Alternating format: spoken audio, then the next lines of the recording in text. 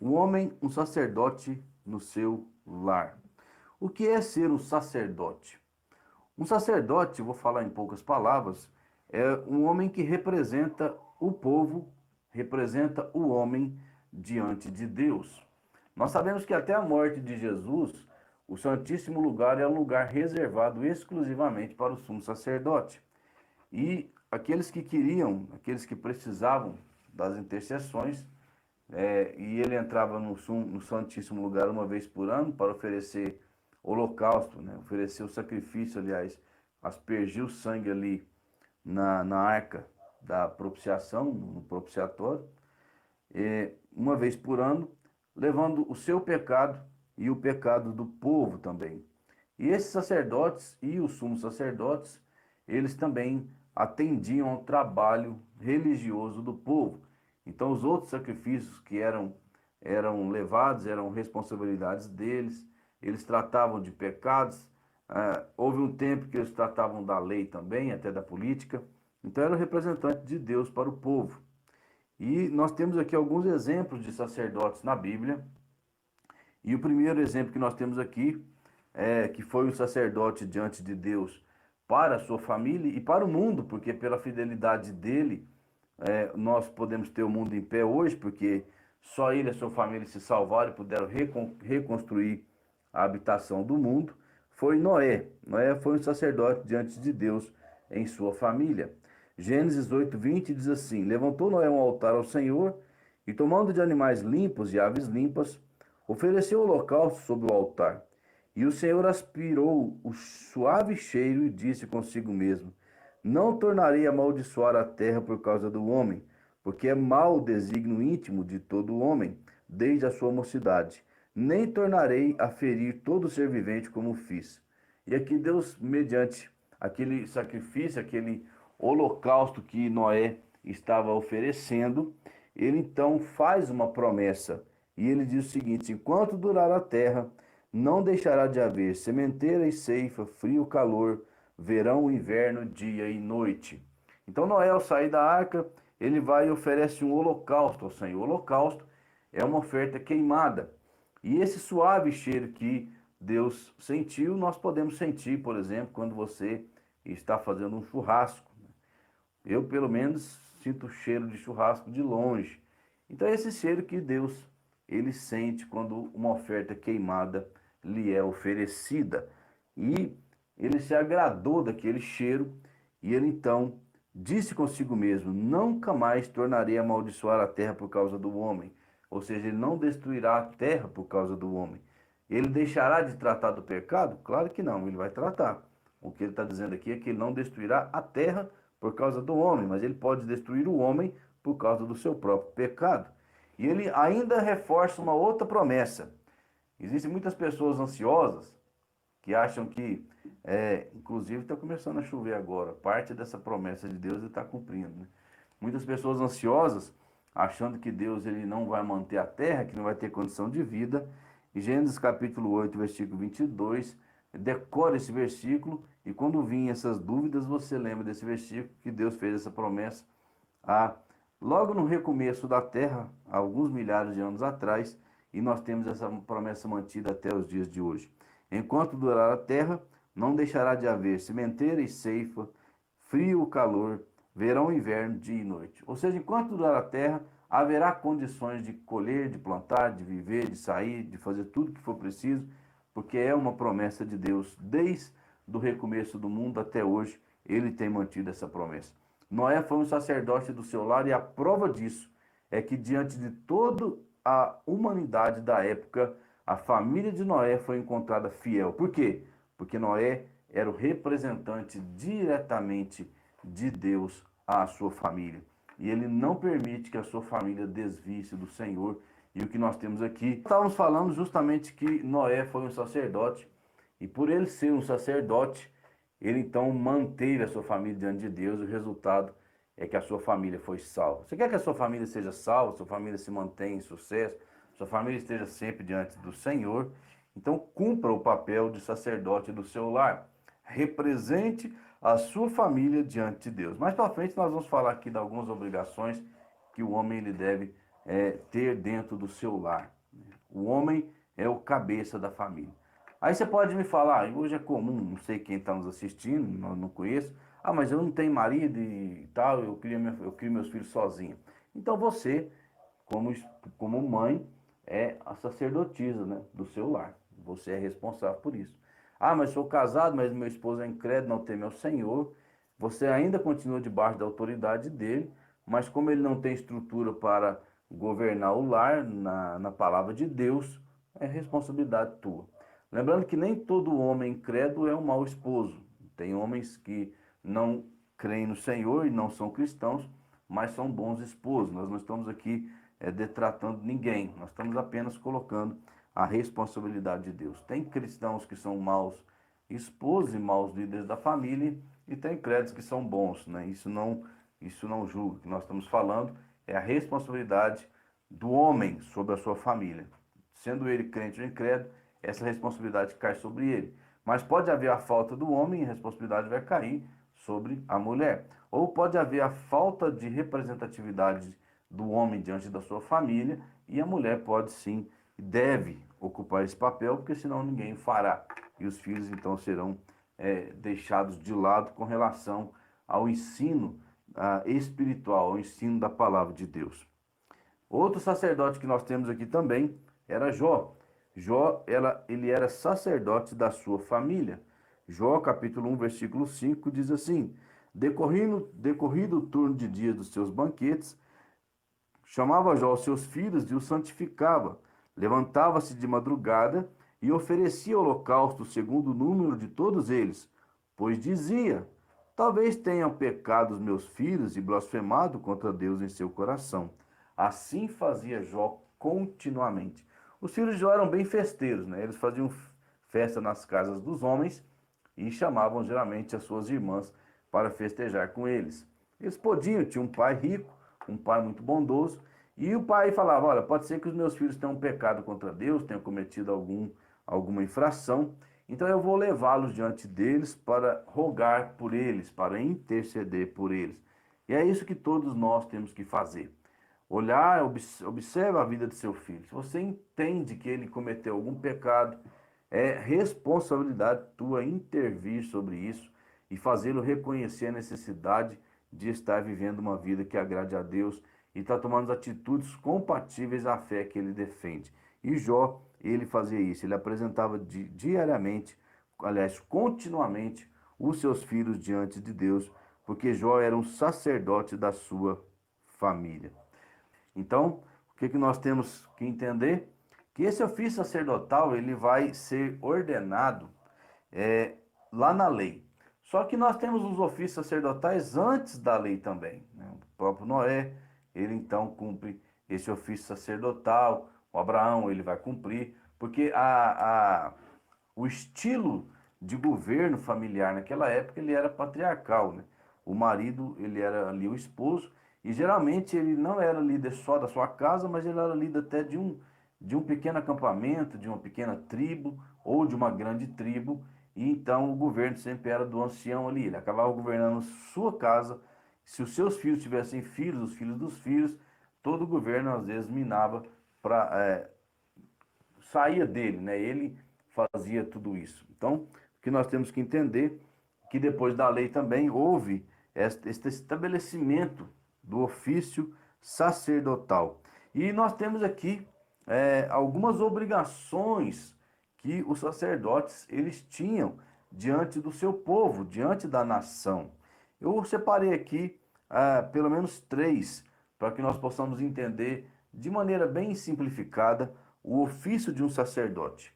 O primeiro ofício de um sacerdote era ministrar no santuário de Deus. Levítico capítulo 10, todo o capítulo vai falar, ele é dividido em duas partes. A morte de Nadab e Abiú, filhos de Arão, porque eles apresentaram fogo estranho diante do Senhor, e o Senhor os matou.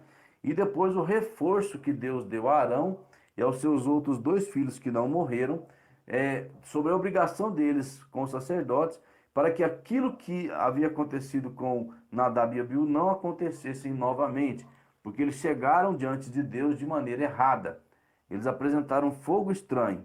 O fogo deveria ser tirado do altar e levado até Deus. Então eles levaram um fogo qualquer para queimar incenso a Deus e Deus não aceitou esse tipo de situação. Então a obrigação do sacerdote, a primeira, é ministrar, ou seja, servir no santuário de Deus, no tabernáculo de Deus, depois que foi construído o templo, no templo de Deus. E hoje o sacerdote ele precisa agir também dentro da própria igreja. Levítico capítulo 10, versículo 8 diz assim: Falou também o Senhor a Arão, dizendo: Vinho ou bebida forte, tu e teus filhos não bebereis quando entrares na tenda da congregação, para que não morrais.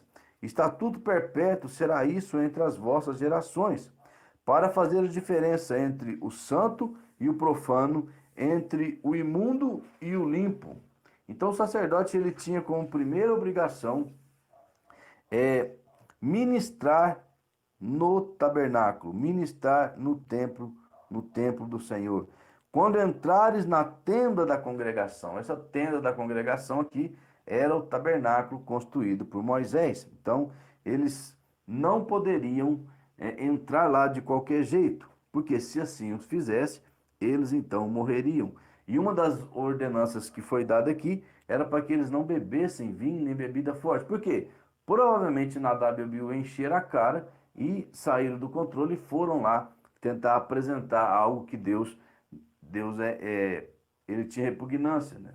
E Deus não aceitou isso, algo que era profano diante de Deus, e ele não aceitou isso. Tanto que o versículo 10 diz: para fazer a diferença entre o santo e o profano, entre o imundo e o limpo. Ou seja, o sacerdote precisa estar sóbrio para que quando ele chegue diante de Deus para servir, ele diferencie entre o santo e o profano, entre o limpo e o imundo. Então, o primeiro ofício do sacerdote é ministrar diante do templo, diante da tenda, diante da igreja do Senhor. O terceiro ofício, o segundo ofício aqui é ensinar o povo a guardar a lei de Deus. Era responsabilidade do sacerdote trabalhar no templo, ele vivia para isso, tanto que os levitas, eles não tinham herança no meio de Israel, porque a herança deles era o Senhor. Então, eles viviam do serviço que eles prestavam no templo, tanto os sacerdotes da linhagem de Arão, quanto os outros levitas que viriam a servir a Deus. Então, uma segunda obrigação deles era ensinar o povo a guardar a lei de Deus. Levítico 10, 11. E para ensinardes aos filhos de Israel todos os estatutos que o Senhor lhes tem falado por intermédio de Moisés. Então o sacerdote ele vai servir no templo e ele vai ensinar os filhos de Israel, ele vai ensinar a nação todos os estatutos que Moisés lhes havia escrito. Moisés deixou para o povo judeu a lei, composta dos 5 primeiros livros da Bíblia: Gênesis, Êxodo, Número, Levítico e Deuteronômio. Esses livros foram escritos por Moisés e compõem a lei de Deus. Alguma coisa de história, falando da própria história do mundo, em Êxodo fala da história da saída, e os outros 3 livros vão mesclar a história com as instruções, a escrita da lei para o povo seguir. Então era dever do sacerdote conhecer essa lei, conhecer o Pentateuco, para que ele então pudesse transmitir o ensinamento de Deus ao seu povo. Todos os sacerdotes, porque os filhos deles iam ocupando seus postos, eles tinham essa obrigação: servir diante de Deus no templo e ensinar a lei do Senhor ao povo.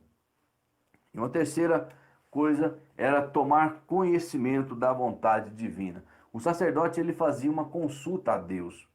Então, por exemplo, um rei queria sair à guerra, ele queria tomar uma decisão. Ele geralmente procuraria o sacerdote, procuraria o profeta, para que esses chegassem diante de Deus e intercedessem, orassem e consultassem a Deus, recebessem a resposta de Deus e transmitisse àquela pessoa interessada. Se você for ler a palavra de Deus, você vai ver grandes reis consultando ao Senhor através do sacerdote, através do profeta, para que eles então pudessem ser orientados por Deus. Então o sacerdote ele tinha que ter um relacionamento bem próximo com Deus, porque Deus falaria com ele e ele falaria ao povo. Como sacerdote do nosso lar, nós precisamos deixar que Deus fale conosco e nós falemos aos nossos. E é minha responsabilidade como marido, como pai, a tua responsabilidade como marido, como pai, e as esposas, como mães, é ajudar nesse ofício, ajudar nesse trabalho. Se os dois trabalharem junto, as famílias possivelmente vão estar isso. Então eu estava dizendo que a terceira função do sacerdote é levar o homem sacerdote do lar, e paramos no terceiro ponto do ofício do sacerdote, que é tomar conhecimento da vontade divina. E eu vou ler novamente o texto para que possamos pegar o fio da meada aqui novamente. Disse o Senhor a Moisés: Toma Josué, filho de Num, homem em quem há o Espírito, e impõe-lhe as mãos. Apresenta-o perante Eleazar, o sacerdote, e perante toda a congregação, e dá-lhe à vista deles as tuas ordens. Põe sobre ele a tua autoridade para que lhe obedeça toda a congregação dos filhos de Israel. Apresentar-se-á perante Eleazar, o sacerdote, o qual por ele consultará segundo o juízo do Urim perante o Senhor. Segundo a sua palavra sairão, e segundo a sua palavra entrarão ele e todos os filhos de Israel, e com ele toda a congregação. Então, quando Moisés estava para morrer, e Deus falou para ele colocar Josué no seu lugar, ele ordena que Moisés pegasse Josué e levasse ele diante de toda a congregação e transmitisse para Josué a autoridade que ele tinha diante de Deus, para que o povo pudesse reconhecer em Josué um novo líder. E ele diz: o Josué consultará o sacerdote Eleazar, e ele consultará o Senhor. E mediante a palavra de Eleazar, o povo vai entrar e o povo vai sair em guerra, vai voltar. Então era a responsabilidade do sacerdote consultar o Senhor e dar a resposta a Josué. Igual, por exemplo, lá no estratagema dos gibeonitas, se ele tivesse ido até Eleazar e pedido para Eleazar consultar o Senhor e esperasse para dar a resposta, ele teria saído de uma encrenca grande que ele colocou ele e toda a nação. Então, como sacerdote, ele era responsável de conhecer a vontade de Deus, de falar com Deus, para orientar o seu próprio povo. E nós, como sacerdotes do nosso lar, precisamos conhecer a vontade de Deus para que possamos orientar a nossa casa. Esta é a nossa responsabilidade. Então, baseado naquilo que eu falei, eu gostaria de ver agora a obrigação nossa como pai e marido e como sacerdote do nosso lar perante a nossa família. Qual que é a nossa primeira obrigação só um minutinho, perante a nossa família? É ministrar no santuário diante do Senhor. E o nosso santuário é a nossa casa. O templo do Senhor somos nós. Eu sou o templo do Senhor e a minha família também. Então eu tenho que encarar, você que é pai, você que às vezes ocupa a função de pai e de mãe na sua casa, você tem que entender o seguinte: a tua casa é uma parte da igreja. Ou seja, o meu lar é uma extensão da igreja. Encare o seu lar, se você ainda não encara, dessa forma. A sua casa, a minha casa, é um pedacinho da igreja. E eu sou o sacerdote do meu lar. Eu não posso estar na sua casa todos os dias, e ninguém pode, ou uma pessoa externa, mas você pode ocupar esse ofício e trazer para ti esta responsabilidade.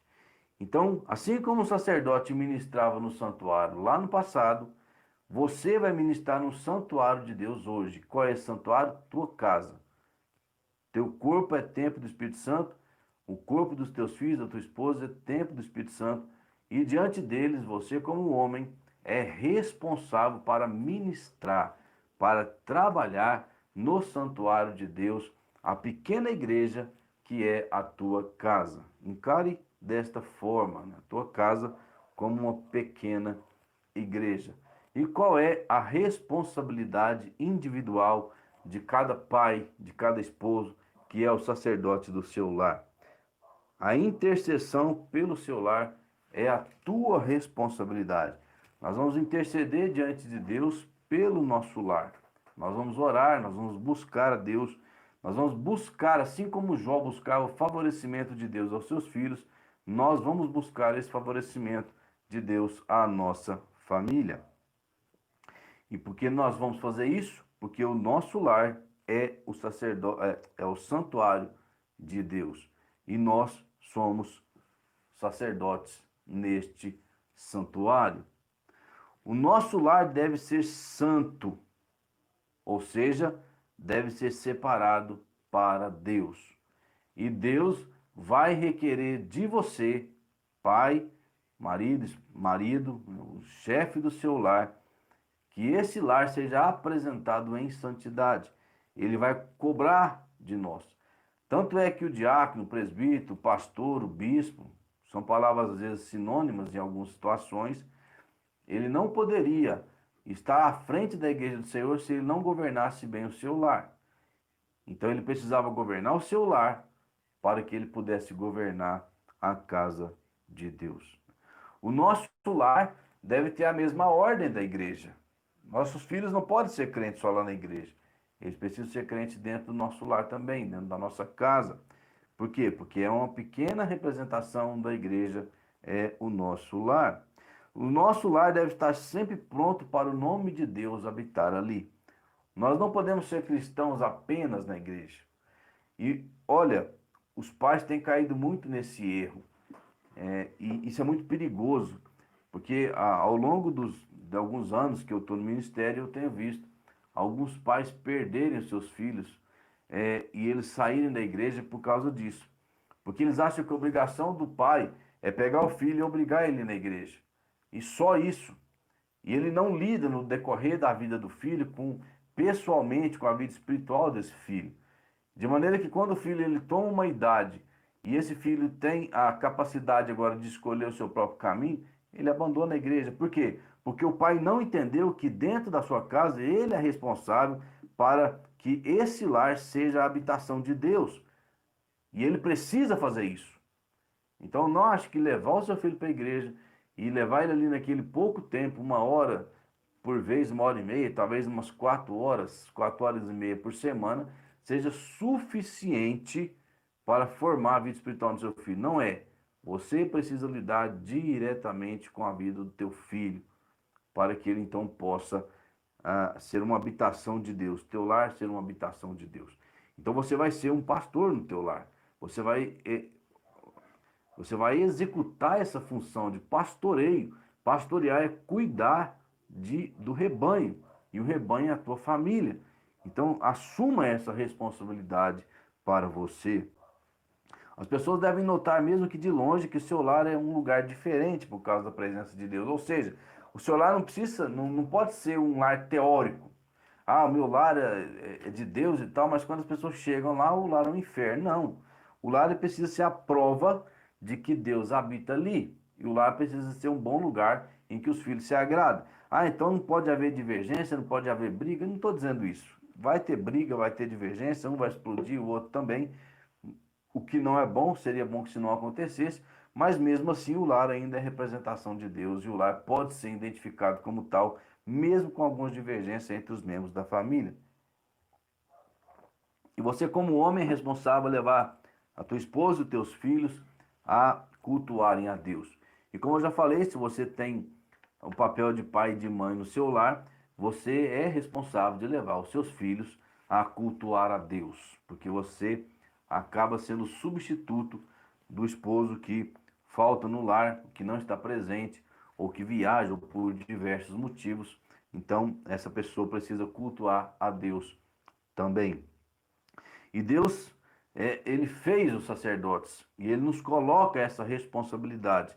E cabe a nós assumirmos essa responsabilidade diante de Deus. É uma obrigação nossa fazer isso, e nós não podemos abrir mão desse fato.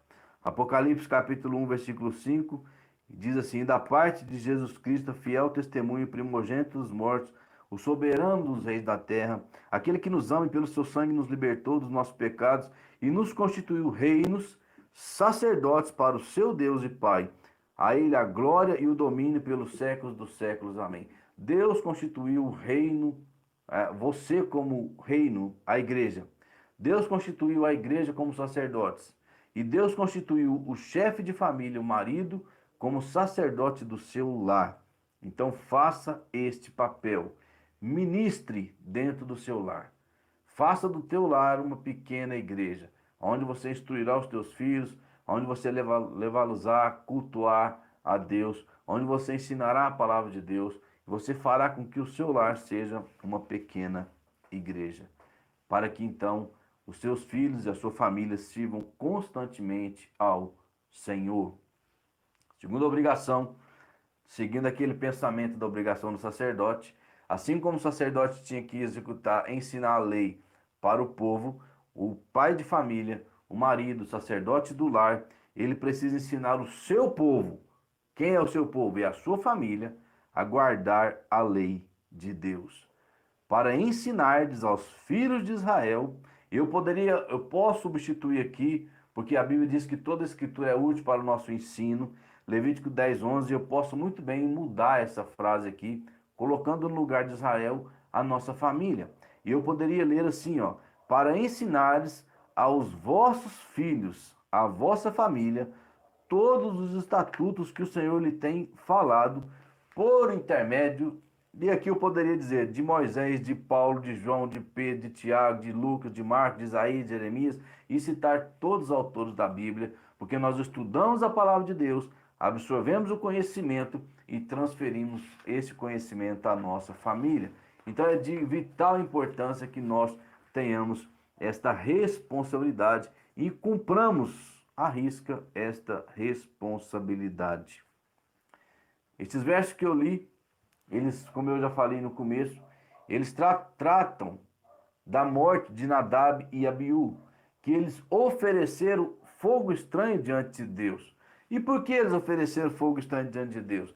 Olha, talvez em algum lugar tenha faltado da parte de Arão, da parte do próprio Moisés, uma orientação mais séria, uma orientação mais direcionada, mais rigorosa para com aqueles dois homens que chegaram diante de Deus, talvez bêbados, e não cumpriram aquilo que estava na palavra de Deus. Então isso pode acontecer, você pode ter a palavra de Deus nas tuas mãos e pecar em instruir o seu filho, a sua filha, e eles pecarem também porque foram mal instruídos.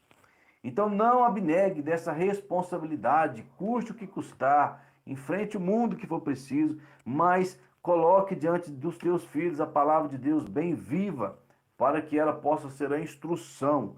E não venhamos a ver nossos filhos morrerem como Arão viu os seus morrerem diante de Deus. E se você for ler na sequência do texto ali, foi ordenado: olha, vocês não baguncem os cabelos, vocês não rasguem as suas vestes, vocês não têm o direito nem de chorar por eles. Vocês continuem trabalhando aí. Arão e os dois irmãos que sobraram.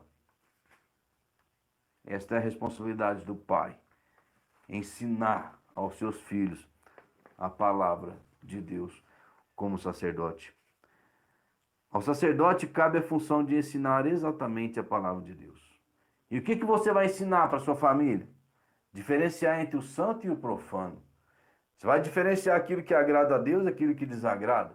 Você vai ensinar o caminho para o céu e o caminho para o inferno. Você vai ensinar o que Deus orienta a fazer, o que Ele não orienta, o que pode e o que não pode. O santo, aquilo que é certo, aquilo que é separado de Deus. E o profano, aquilo que desagrada a Deus, aquilo que é imundo, aquilo que é fétido diante de Deus.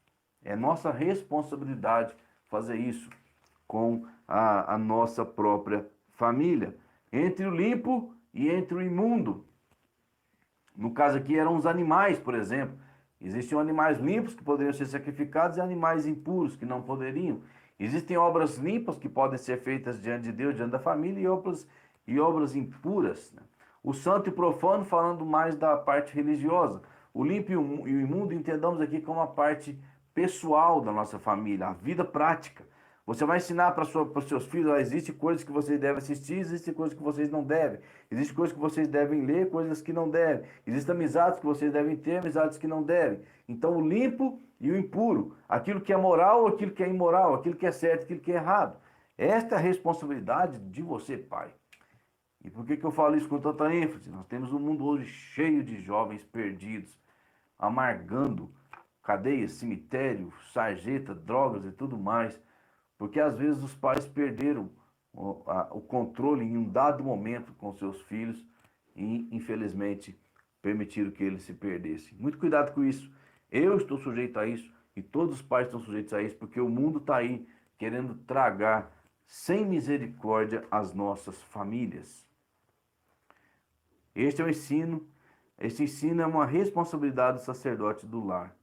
Eu quero ler um texto com os irmãos, Deuteronômio 6, versículo 1 ao versículo 8, que diz justamente em pormenores o que nós devemos fazer para ensinar os nossos filhos nos caminhos do Senhor. Deuteronômio 6, versículo 1. Estes, pois, são os mandamentos, os estatutos e os juízos que mandou o Senhor, teu Deus, se te ensinassem, para que os cumprissem na terra que passas a possuir, para que temas ao Senhor teu Deus e guarde todos os seus estatutos e mandamentos que eu te ordeno, tu e teu filho e o filho de teu filho, todos os dias da tua vida, e teus dias sejam prolongados. Ouve, pois, ó Israel, e atenta em cumprires, para que bem te suceda, e muito te multipliques na terra que mana leite e mel, como te disse o Senhor, Deus dos teus pais. Ouve, Israel, o Senhor nosso Deus é o único Senhor. Amará, pois, ao Senhor teu Deus de todo o teu coração, de toda a tua alma e de toda a tua força. Estas palavras que hoje te ordeno estarão no teu coração. Tu as inculcarás aos teus filhos e delas falarás assentado em casa, andando pelo caminho, ao deitar-te e ao levantar-te. Também as atarás como sinal na tua mão e te serão por frontal entre os olhos. Então esse aqui é um mandamento muito claro, muito específico, divididinho aqui, que nós precisamos estudar para saber como vamos orientar as nossas famílias. Primeira coisa que nós devemos fazer, aprender estes mandamentos para nós. Deuteronômio 6:1.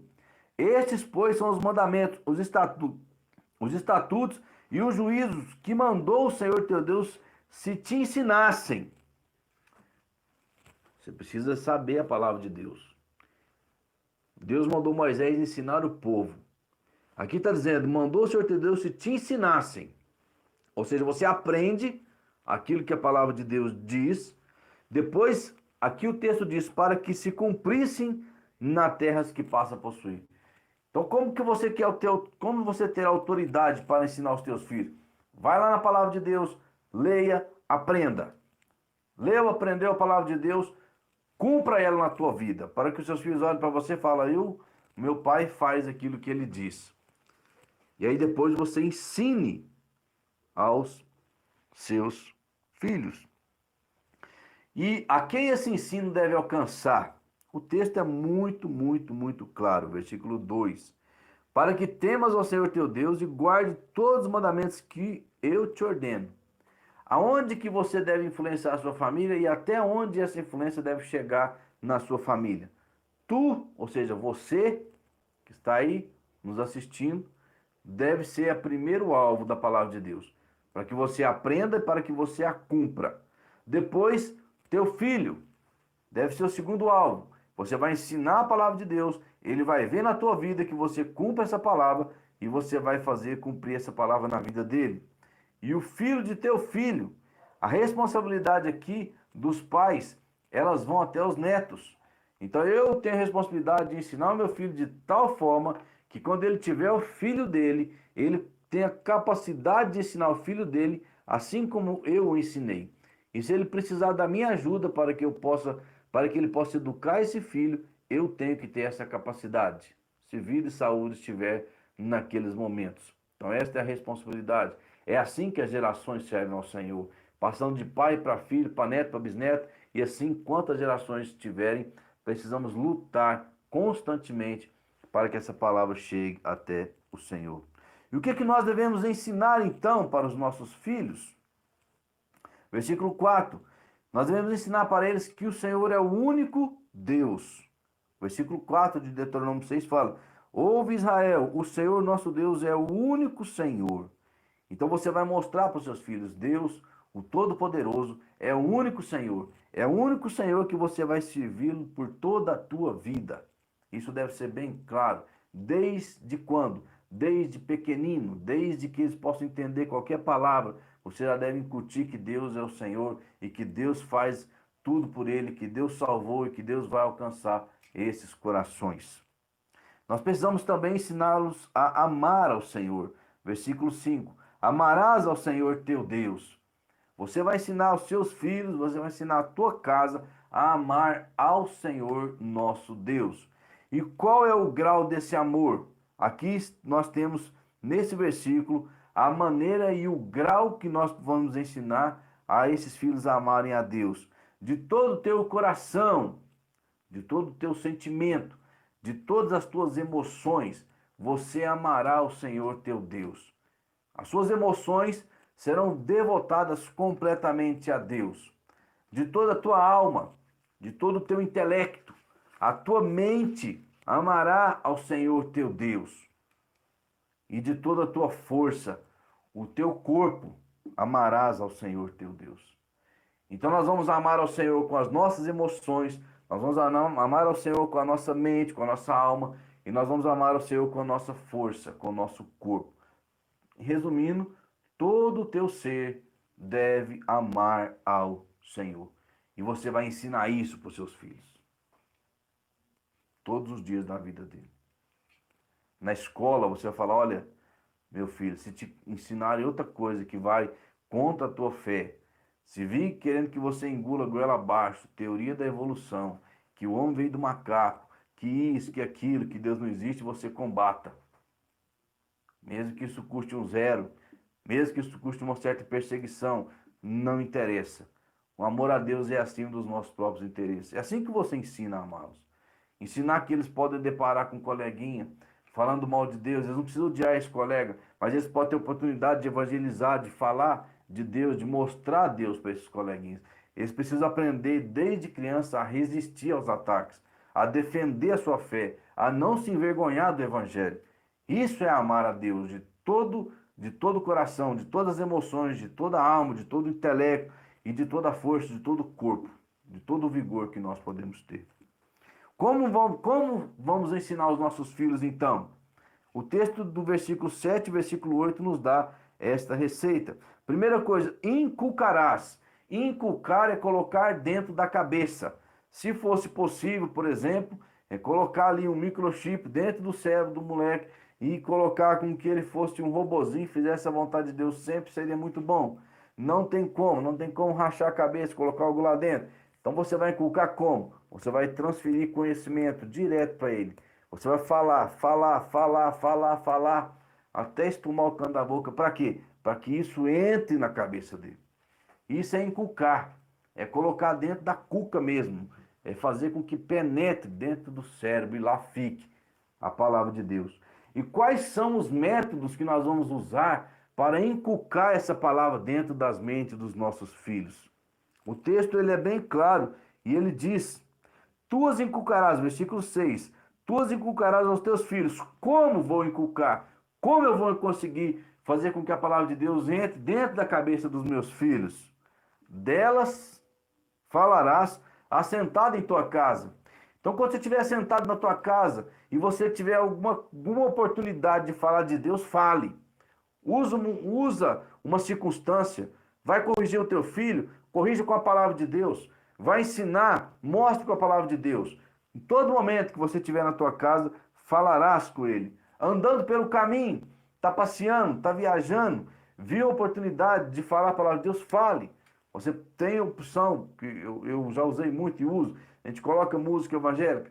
Eu já coloquei a Bíblia sendo ouvida dentro do carro. E assim, andando pelo caminho, falando da palavra de Deus para estes filhos, ao deitar-te e ao levantar-te. Ou seja, no período todinho do seu dia, tendo oportunidade, fale com os teus filhos. Fale com os teus filhos a palavra de Deus ao deitar, ao levantar, ao ir, ao vir, assentado em tua casa, andando pelo caminho, em todo momento.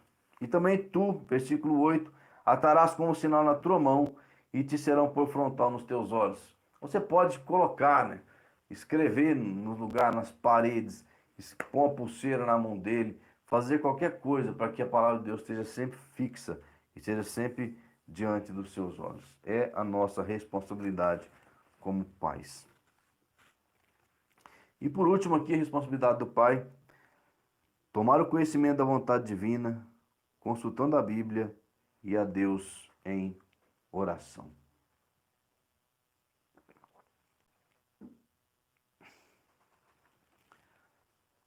Eu preciso conhecer Deus, não só de maneira teórica, mas de maneira experimental, ou seja, experimentar, ter experiência com Deus, para que eu possa transferir isso para o meu filho. Eu preciso conhecer Deus, seus caminhos, saber onde eu vou e para poder levar eles também juntamente comigo. Ao sacerdote do lar existe a responsabilidade extrema de conhecer a vontade de Deus. Eu e você precisamos conhecer a vontade do nosso Deus. Precisamos viver a vida cristã bem de perto para que possamos conhecer a vontade de Deus. E isso vai nos ajudar quando nós estivermos instruindo os nossos filhos numa conversa, num projeto. Quando eles falaram, pai, o que você acha que eu faço na vida? Qual profissão eu posso seguir? Qual decisão eu devo tomar? Como eu devo proceder na escola? Estou enfrentando um problema assim. Estou enfrentando um problema assado. Como é que nós podemos instruir os nossos filhos com relação a isso? Aqui é a sabedoria que vem do Senhor, né? A sabedoria que vem do Senhor, que vai permitir com que eu possa lidar com esse filho nesse momento. Você vai ver que seus filhos, eles têm idades e etapas diferentes nas vidas deles. E quanto mais eles crescem, e mais o entendimento vai ficando claro na mente deles, mais é difícil de lidar com eles, porque começam os questionamentos, começam as revoltas, ele começa a te afrontar, começa a te encarar, começa a querer se rebelar contra você. E você tem que entender que isso é uma fase da vida dele, que isso é normal. E você tem que saber guiar essa criança, esse adolescente, esse jovem, para que ele passe esse momento difícil de transição e não se desvie do Senhor. E para isso você tem que ter conhecimento, tem que ter a sabedoria de Deus. Deus tem que agir diretamente na sua vida. Você tem que ter experiência com Deus. Olha o que Deus fez com Moisés. Deus permitiu que Moisés tivesse 80 anos só ganhando experiência para que ele servisse a Deus por 40. E ele ainda achou momentos difíceis. Ele preparou Moisés durante 80 anos para que nos últimos 40 anos de vida ele servisse a Deus. E ainda assim ele errou, ainda assim ele encontrou dificuldades, ainda assim ele precisou lidar com Deus e ele até pecou e ficou fora da terra. Então é responsabilidade tua não só ensinar esses filhos, mas saber a resposta de Deus para eles. Ou seja, você vai conhecer a teoria, você vai transferir a teoria, mas você também vai conhecer, você vai transferir a experiência tua de vida, a experiência tua com Deus para eles, para que eles possam entender a si mesmos, para que eles possam seguir o caminho certo, para que eles errem menos. Olha quantos erros nós pais cometemos, que se nós formos pacientosos, se nós formos prudentes, nós podemos transferir isso para os meus filhos, para os nossos filhos. Olha, eu fiz isso, você não deve fazer, não proceda assim, porque eu tentei e errei. Podemos economizar muito tempo na vida deles. Isso é transferência de sabedoria. Não é só transferência de conhecimento, mas transferência de sabedoria, transferência de entendimento pessoal, de experiência de vida. O sacerdote, ele tinha isso com Deus. Ele tinha experiência dele com Deus, e quando o rei, quando alguém de autoridade o procurava, ele tinha com que instruir essa pessoa, porque ele já havia recebido do Senhor. Então, além de conhecer a teoria de Deus, conheça Deus por experiência. Deixe Deus trabalhar na tua vida, para que você transfira também esta experiência de vida para a sua família, para os seus filhos. Sua esposa precisa receber de você revelação da vontade de Deus. Lute pela vontade de Deus na tua casa. Não interessa se você, às vezes, vai ser tido por chato, você vai ter, as pessoas vão falar que você é radical demais, que você é isso, que você não interessa. Interessa que a vontade de Deus prevaleça na tua casa. Se isso acontecer, tua casa vai ser um sucesso. E lute por causa disso. Tenha experiência com Deus, tenha convicção daquilo que você está fazendo e vá para cima, né? Não se intimide. Seus filhos receberão de você também instrução sobre a vontade de Deus. A vida espiritual do sacerdote do lar precisa ser íntima e verdadeira, para que ele saiba realmente a vontade de Deus, para cumprir e fazer com que a sua família cumpra a vontade de Deus. Aí sim, você será um grande sacerdote no seu lar. Você poderá representar muito bem a Deus na sua família. porque você vai ministrar no santuário, você vai ser o pastor da tua casa, o pastor da tua família. Você vai transferir o conhecimento intelectual da palavra de Deus para os seus filhos, você vai ensinar a palavra de Deus para eles e você vai revelar Deus através da tua vida, através da tua experiência para os teus filhos. E eles vão ter em você alguém capaz de aconselhá-los e de prepará-los para a vida. Muito mais importante do que escola, muito mais importante do que dinheiro, muito mais importante do que fazer com que seus filhos tenham uma profissão, com que tenham uma herança, é prepará-los para viver a vontade de Deus. Porque se eles viverem a vontade de Deus nas suas vidas de maneira plena, eles serão bem-sucedidos porque seguirão a Deus. Eles serão guiados por Deus. O resto Deus pode dar tudo para eles. Não se preocupe, mas entenda que o caráter cristão deve ser formado plenamente na vida dos teus filhos. Isso é tarefa do sacerdote, é tarefa do homem, tarefa do líder do lar. E não abra mão disso. Olha, é muito mais fácil fazer de conta que não está acontecendo nada. É muito mais fácil ver um filho te desobedecer e virar a cara. Falar daqui a pouco esse moleque completa 18 anos e some da minha vida, eu vou ter sossego. É muito mais fácil fazer isso. É muito mais fácil deixar a televisão ensinar o seu filho, deixar a escola. Mas é muito mais difícil o fruto que você vai colher, a dor que você vai sentir, a vergonha que você vai sentir quando esses filhos der com a cara na parede e você vê-los sofrer e trazer sofrimento para você. Então, não interessa quanto vai custar. Cumpra o seu papel, independentemente das lutas que você tem que enfrentar. A responsabilidade sobre a desobediência da tua família cairá sobre você. Se você não conseguir manter essa família dentro de Deus, é você o responsável. E o sucesso também cairá em cima de você. Deus te louvará, falava, servo bom e fiel. Foste fiel naquilo que eu te coloquei. Entra no gozo do teu Senhor, ou seja, agora vive as delícias de ter uma família estruturada, de ter filhos bem-sucedidos, de poder ver seus netos bem criados, de poder ver que a sua posteridade está segura. Ou amargue a desilusão de não ter feito aquilo que você deveria fazer quando você teve a oportunidade. É difícil, não é fácil, só que não é impossível. Deus ele cumpre todas as suas promessas. E eu acredito nisso. E você como pai deve acreditar nisso. E deve buscar sempre, sempre, sempre, sempre a prioridade do caráter cristão espiritual dentro da sua casa, dentro da sua família. Não abra mão disso. É muito tentador fazer de conta que não existe nada. É muito tentador abrir mão da responsabilidade. É muito tentador transferir essa responsabilidade para a mãe, transferir essa responsabilidade para a televisão, transferir essa responsabilidade para o governo, transferir essa responsabilidade para qualquer pessoa que seja. Mas isso vai fazer com que a sua família caia em dificuldade. E a alegria que você teria vai se tornar em grande tristeza. Então, meu desejo é que você, como homem, como pai de família, cumpra o papel de sacerdote do lar. Ensine seus filhos a amar o Senhor. Todo o coração, todo o entendimento, toda a tua força. Fale para eles, somente Deus é o Senhor e você deve segui-lo. E o teu corpo deve ser templo do Espírito Santo. O teu cérebro deve ser cheio da palavra de Deus. E a tua vida uma experiência clara e vivida com Deus todos os dias. Fazendo a nossa parte. A Bíblia diz que Deus não é menino para que não cumpra a sua palavra. Você precisa acreditar nisso. Mas você precisa tomar a sua posição e fazer o que tem que ser feito. Ah, mas o mundo está muito difícil, as crianças estão se perdendo. Estão. Mas os seus não. E nem os meus. Porque nós vamos fazer aquilo que Deus mandou e nós vamos fazer a nossa parte.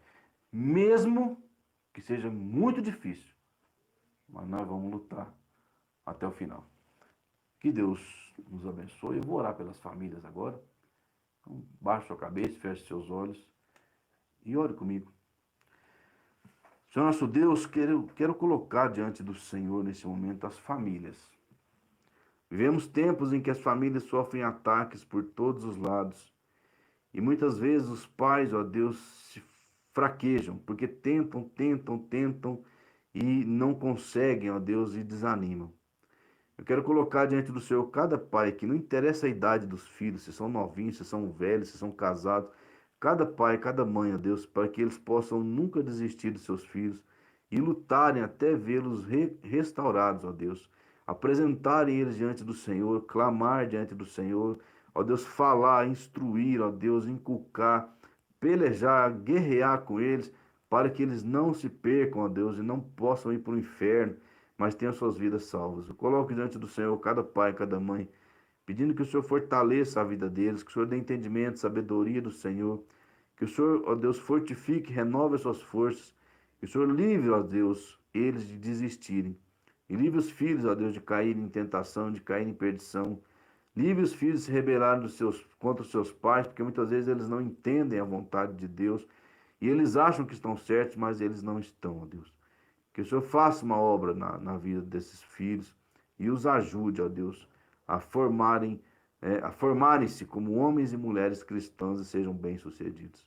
Abençoe, ó Deus, cada família da tua igreja, cada família de quem está nos assistindo, agora ou em outro momento.